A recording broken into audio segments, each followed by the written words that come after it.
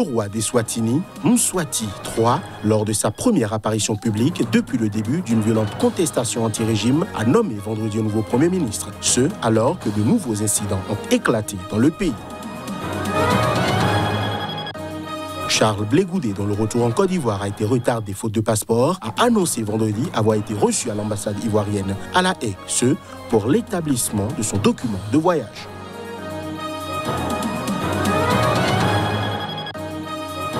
Une délégation du Conseil paix et sécurité de l'Union africaine a achevé vendredi une visite de 4 jours au Mali. Les autorités de transition ont rassuré la délégation du respect du calendrier électoral.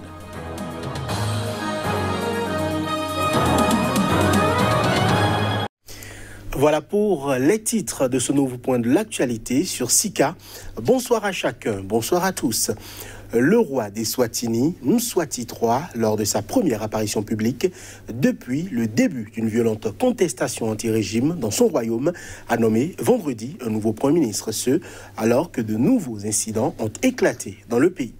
Le petit pays d'Afrique australe a été récemment secoué par une série de heurts entre policiers et manifestants pro-démocratie. La répression à huis clos des manifestations a fait plusieurs dizaines de morts. L'ancien directeur de la Caisse publique de retraite, Cléopas Dlamini, est chargé de ramener le pays à la normale, de restaurer et ressusciter l'économie, a déclaré Mswati III devant ses sujets. Le roi s'est exprimé depuis le village royal de Ludzizini, à une vingtaine de kilomètres de la capitale, Mbabane. Mswatini III avait invité ses sujets à débattre de la situation lors d'un forum ouvert appelé Sibaya. La télévision nationale a montré des images de nombreux sujets sagement assis dans l'herbe, visiblement sans récrimination contre le roi. Mais peu avant cette réunion publique, des coups de feu ont éclaté dans les rues de Manzini, la deuxième ville du pays située non loin, lors d'une nouvelle manifestation contre le régime. Les manifestants se sont mis à fuir en courant.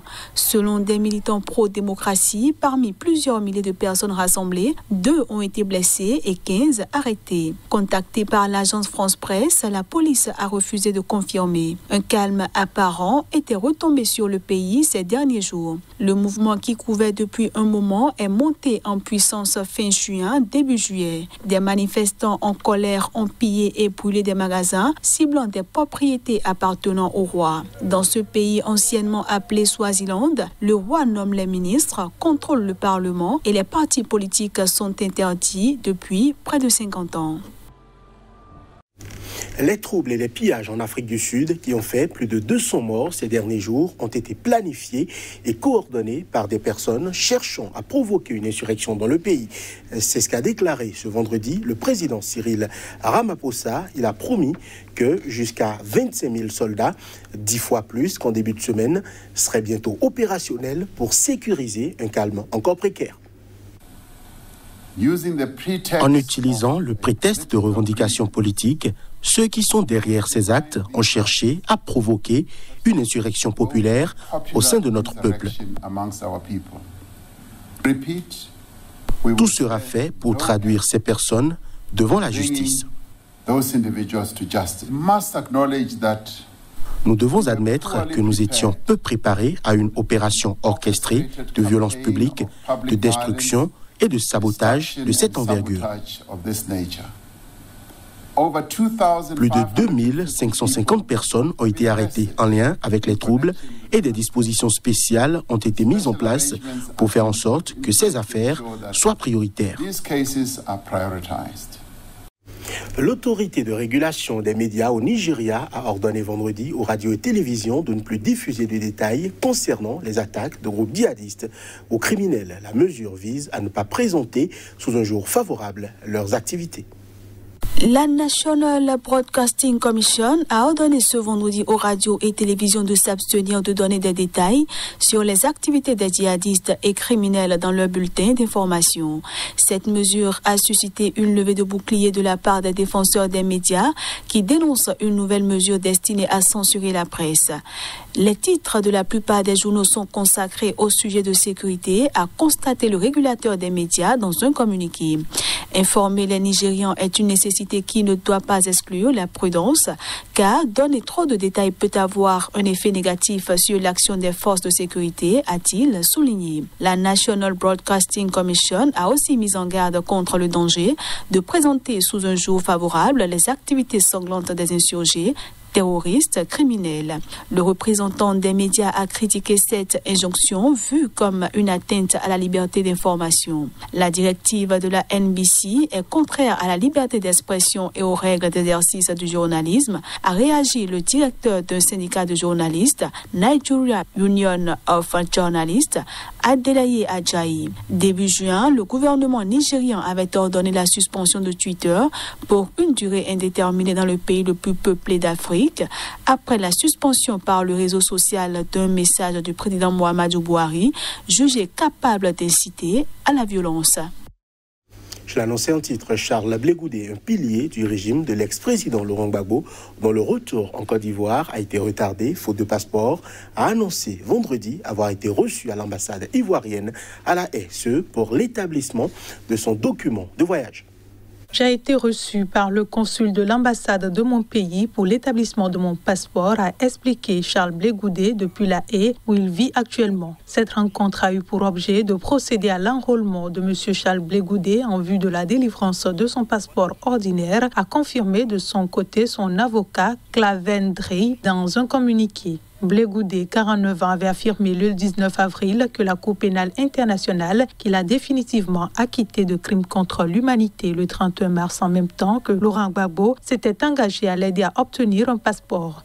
Selon le communiqué de son avocat, Charles Blé Goudé salue la volonté de décrispation du président Alassane Ouattara et lui exprime sa gratitude pour avoir facilité cette première étape qui ouvre la porte de son retour prochain en Côte d'Ivoire en vue de participer physiquement au processus de paix et de réconciliation en cours.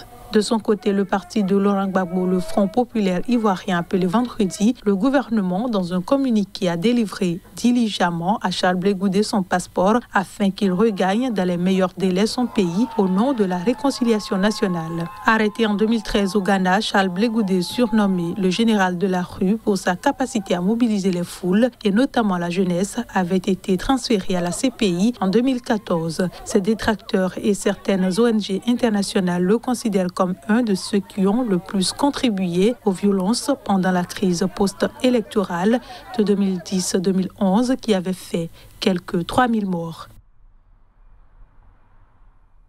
Une délégation du Conseil paix et sécurité de l'Union africaine a achevé ce vendredi une visite de 4 jours au Mali. Les autorités de transition ont rassuré la délégation du respect du calendrier électoral. La mission du Conseil paix et sécurité de l'Union africaine dirigée par Akonlé Adeleke, président en exercice du CPS, pour ce mois de juillet au Mali, a notamment rencontré plusieurs autorités, l'État ainsi que la classe politique locale. Les élections présidentielles et législatives maliennes doivent avoir lieu selon le calendrier officiel fin février 2022. La délégation de la mission du CPS de l'Union africaine a affirmé avoir obtenu des assurances dans ce sens auprès des autorités maliennes. Le chef de la délégation a également affirmé que les autorités maliennes qu'il a rencontrées annoncent pour bientôt la fin des restrictions imposées aux anciens présidents et premiers ministres renversés et en résidence surveillée depuis fin mai dernier. L'autre temps fort de la visite est la rencontre des cadres des partis politiques locaux. Ces derniers, comme Amidou Doumbia du parti Yelema, le changement ont fait passer plusieurs messages pour une transition apaisée et des élections libres et transparentes. Le Mali reste toujours suspendu de l'Union africaine à cause du coup d'État de fin mai dernier et on espère à Bamako que cette suspension sera prochainement levée. Une fois rentrés, les émissaires de l'Union africaine feront un compte-rendu de ce déplacement. Pékin a rejeté vendredi les critiques du directeur général de l'Organisation mondiale de la santé OMS sur le manque supposé de coopération de la Chine dans l'enquête sur l'origine de la pandémie de Covid-19. Le directeur de l'OMS avait en effet appelé la Chine à plus collaborer pour les enquêtes. Les détails. La Chine, où les premiers cas ont été détectés à Wuhan au centre fin 2019, doit mieux coopérer pour comprendre ce qu'il s'est véritablement passé, a estimé jeudi le directeur général de l'OMS. L'organisation internationale basée à Genève fait face à une pression croissante pour une nouvelle enquête approfondie sur les origines de la Covid-19. En janvier, l'envoi en Chine par l'OMS d'une mission d'experts n'avait pas permis de faire toute la lumière sur le coronavirus, qui a déjà fait plus de 4 millions de morts à travers le monde. Devant la presse, Dr Tedros a notamment évoqué jeudi le manque de partage par Pékin de données brutes sur le virus, un problème selon lui. Invité à réagir, un porte-parole de la diplomatie chinoise, Zhao Lijian, a affirmé vendredi que certaines informations concernant la vie privée ne peuvent être copiées et sorties du pays.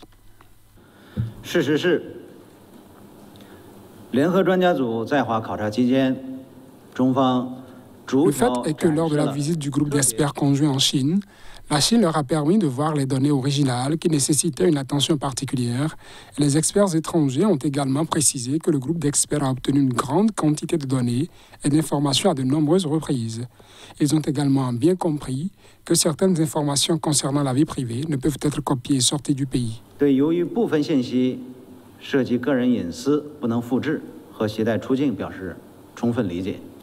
Le porte-parole a également rejeté les affirmations de Tedros selon lesquelles il y a eu une tentative prématurée d'écarter la théorie de l'accident de laboratoire.